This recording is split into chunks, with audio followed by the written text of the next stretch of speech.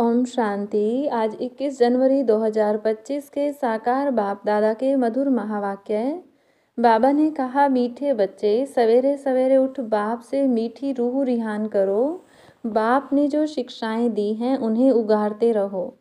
प्रश्न, सारा दिन खुशी खुशी में बीते उसके लिए कौन सी युक्ति रचनी चाहिए? उत्तर, रोज अमृत वेले उठकर ज्ञान की बातों में रमण करो। अपने आप से बातें करो। सारे ड्रामा के आदि मध्य अंत का सिमरन करो। बाप को याद करो तो सारा दिन खुशी में बीतेगा। स्टूडेंट अपनी पढ़ाई की रिहर्सल करते हैं, तुम बच्चे भी अपनी रिहर्सल करो। गीत, आज अंधेरे में है इंसान। ओम शांति। सिकिलधे बच्चों ने यह गीत सुना। तुम भगवान के बच्चे हो ना, तुम जानते हो भगवान हमको राह दिखा रहे हैं।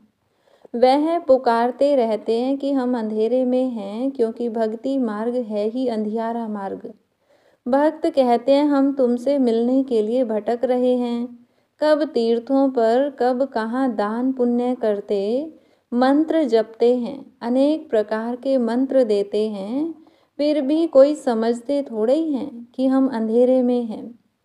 सोजरा क्या चीज़ है कुछ भी समझते नहीं, क्योंकि अंधियारे में हैं। अभी तुम तो अंधियारे में नहीं हो, तुम वृक्ष में पहले पहले आते हो, नई दुनिया में जाकर राज्य करते हो, फिर सीढ़ी उतरते हो। इसके बीच में इस्लामी, बोधी, क्रिश्चियन आते हैं। अब बाप फिर सैपलिंग लगा रहे हैं। सवेरे उठकर ऐसे ऐसे ज्ञान की बातों में रमण करना चाहिए।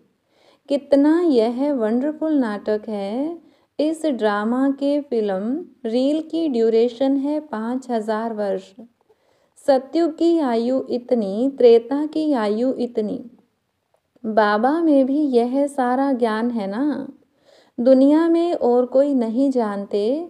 तो बच्चों को सवेरे उठकर एक तो बाप को याद करना है और ज्ञान का सिमरन करना है खुशी में। अभी हम सारे ड्रामा के आदि मध्य अंत को जान चुके हैं। बाप कहते हैं कल्प की आयु ही 5000 वर्ष है। मनुष्य कह देते लाखों वर्ष। कितना वंडरफुल नाटक है। बाप बैठ जो शिक्षा देते हैं उसको फिर उगारना चाहिए, रिहर्सल करना चाहिए। स्टूडेंट पढ़ाई की रिहर्सल करते हैं ना। तो मीठे मीठे बच्चे सारे ड्रामा को जान गए हो।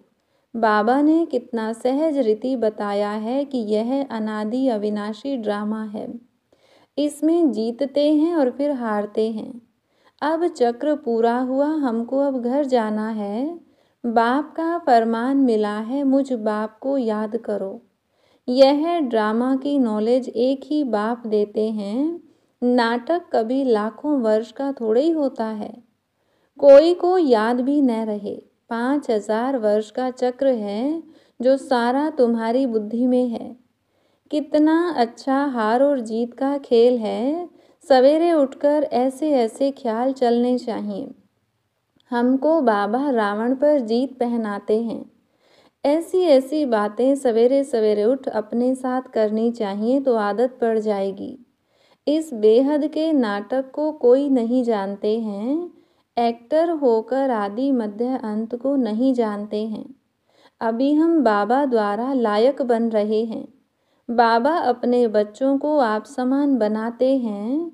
आप समान भी क्या, बाप तो बच्चों को अपने कंधे पर चढ़ाते हैं। बाबा का कितना प्यार है बच्चों से, कितना अच्छी रीति समझाते हैं। मीठे मीठे बच्चों, मैं तुमको विश्व का मालिक बनाता हूँ। मैं नहीं बनता हूँ, तुम बच्चों को बनाता हूँ। तुम बच्चों को गुलगुल बनाकर फिर टीचर बन पढ़ाता हूँ। फिर सदगति के लिए ज्ञान देकर तुमको शांति धाम, सुख धाम का मालिक बनाता हूँ। मैं तो निर्वाण धाम में बैठ जाता हूँ। लौकिक बाप भी मेहनत कर, धन कमाकर, सब कुछ बच्चों को देकर खुद वानप्रस्थ में जाकर भजन आदि करते हैं। परंतु यहाँ तो बाप कहते हैं अगर वानप्रस्थ अवस्था है तो बच्चों को समझाकर तुम्हें इस सर्विस में लग जाना है। फिर ग्रस्त व्यवहार में फंसना नहीं है। तुम अपना और दूसरों का कल्याण करते रहो। अभी तुम सबकी वानप्रस्थ अवस्था है। बाप कहते हैं मैं आया हूँ तुमको वाणी से परे ले जाने के लिए। अपवित्र आत्माएं तो जा न सकें, यह बाप सम्मुख समझा रहे हैं। मजा भी सम्मुख में है, वहाँ तो फिर बच्चे बैठ सुनाते हैं। यहाँ बाप सम्मुख है तब तो मधुबन की महिमा है ना। तो बाप कहते हैं सवेरे उठने की आदत डालो। भक्ति भी मनुष्य सवेरे उठकर करते हैं, परंतु उससे वर्षा तो मिलता नहीं। वर्षा मिलता है रचता बाप से, कभी रचना से वर्षा मिल न सके। इसलिए कहते हैं हम रचता और रचना के आदि मध्य अंत को नहीं जानते हैं। अगर वह जानते होते तो वह परंपरा चला आता। बच्चों को यह भी समझाना है कि हम कितने श्रेष्ठ धर्म वाले थे, फिर कैसे धर्म भ्रष्ट कर्म भ्रष्ट बने हैं। माया गॉडरेज का ताला बुद्धि को लगा देती है, इसलिए भगवान को कहते हैं आप बुद्धिवानों की बुद्धि हो, इनकी बुद्धि का ताला खोलो। अब तो बाप सम्मुख समझा रहे हैं मैं ज्ञान का सागर हूँ, तुमको इन द्वारा समझाता हूँ। कौन सा ज्ञान? यह सृष्टि चक्र के आदि मध्य अंत का ज्ञान जो कोई भी मनुष्य दे न सके। बाप कहते हैं सत्संग आदि में जाने से फिर भी स्कूल में पढ़ना अच्छा है। पढ़ाई सोर्स ऑफ इनकम है, सत्संगों में तो मिलता कुछ नहीं। दान पुण्य करो, यह करो, भेंटा रखो, खर्चा ही खर्चा है। पैसा भी रखो, माथा भी टेको, टिप्पण ही घिस जाती है। अभी तुम बच्चों को जो ज्ञान मिल रहा है उसको सिमरन करने की आदत डालो और दूसरों को भी समझाना है। बाप कहते हैं अब तुम्हारी आत्मा पर बृहस्पति की दशा है, वृक्षपति भगवान तुमको पढ़ा रहे हैं।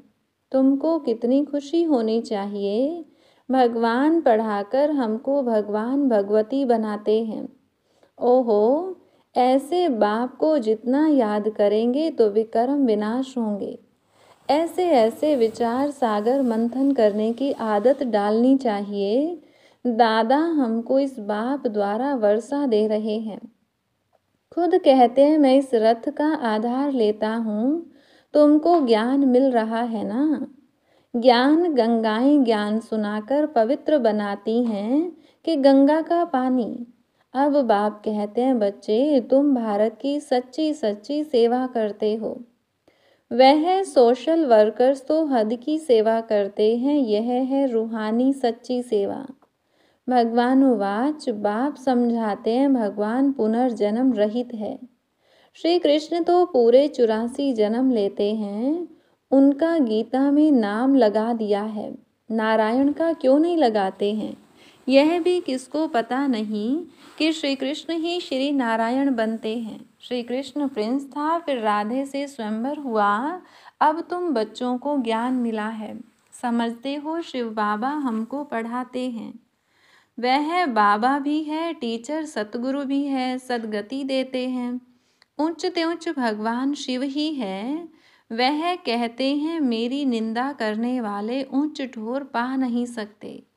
बच्चे अगर नहीं पढ़ते हैं तो मास्टर की इज्जत जाती है। बाप कहते हैं तुम मेरी इज्जत नहीं गंवाना, पढ़ते रहो। एम ऑब्जेक्ट तो सामने खड़ी है, वह फिर गुरु लोग अपने लिए कह देते हैं, जिस कारण मनुष्य डर जाते हैं। समझते हैं कोई श्राप न मिल जाए, गुरु से मिला हुआ मंत्र ही सुनाते रहते हैं। सन्यासियों से पूछा जाता है तुमने घर बार कैसे छोड़ा, कहते हैं यह व्यक्त बातें मत पूछो। अरे क्यों नहीं बताते हो, हमको क्या पता तुम कौन हो। शुरुड़ बुद्धि वाले ऐसी बात करते हैं। अज्ञान काल में कोई कोई को नशा रहता है। स्वामी राम तीरथ का अनन्य शिष्य स्वामी नारायण था, उनकी किताब आदि बाबा की पढ़ी हुई है। बाबा को यह सब पढ़ने का शौक रहता था, छोटेपन में वैराग्य आता था। फिर एक बार बाइस्कोप देखा, बस वृत्ति खराब हुई, साधुपना बदल गया। तो अब बाप समझाते हैं वह सब गुरु आदि हैं भक्ति मार्ग के, सर्व का सद्गति दाता तो एक ही है जिसको सब याद करते हैं। गाते भी हैं मेरा तो एक गिरधर गोपाल दूसरा न कोई। गिरधर श्री कृष्ण को कहते हैं। वास्तव में गाली यह ब्रह्मा खाते हैं। श्री कृष्ण की आत्मा जब अंत में गांव का छोरा तमो प्रधान है तब गाली खाई है। असल में तो यही श्री कृष्ण की आत्मा है ना। गांव में पला हुआ है। रास्ते चलते ब्राह्मण फंस गया अर्थात बाबा ने प्रवेश किया। कितनी गाली खाई। अमेरिका तक आवाज़ चला गया। वंडरफुल ड्रामा है। अभी तुम जानते हो तो खुशी होती है।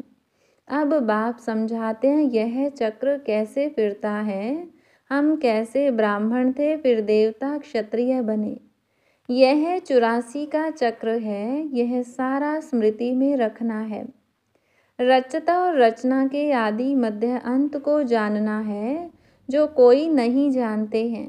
तुम बच्चे समझते हो हम विश्व का मालिक बनते हैं। इसमें कोई तकलीफ तो नहीं। ऐसे थोड़े ही कहते आसन आदि लगाओ। हठ योग ऐसे सिखलाते हैं बात मत पूछो। कोई कोई की ब्रेन ही खराब हो जाती है। बाप कितनी सहज कमाई कराते हैं। यह है 21 जन्मों के लिए सच्ची कमाई। तुम्हारी हथेली पर बहिश्त है। बाप बच्चों के लिए स्वर्ग की सौगात लाते हैं। ऐसे और कोई मनुष्य कह न सके। बाप ही कहते हैं इनकी आत्मा भी सुनती है। तो बच्चों को सवेरे उठ ऐसे ऐसे विचार करने चाहिए। भक्त लोग भी सवेरे गुप्त माला फेरते हैं। उसको गौमुख कहते हैं। उसमें अंदर हाथ डाल माला फेरते हैं। राम राम जैसे कि बाजा बजता है। वास्तव में गुप्त तो यह है बाप को याद करना। अजप्पा जाप इसको कहा जाता है। खुशी रहती है।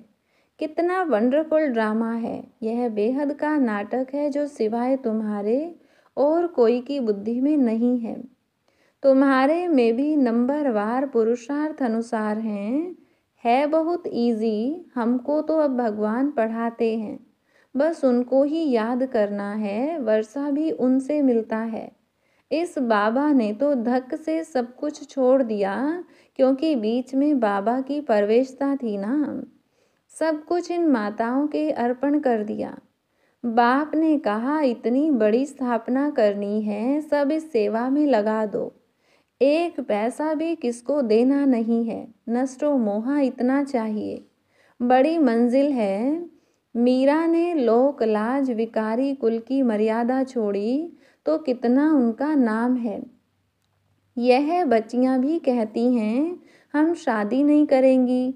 लखपति हो कोई भी हो हम तो बेहद के बाप से वर्षा लेंगी।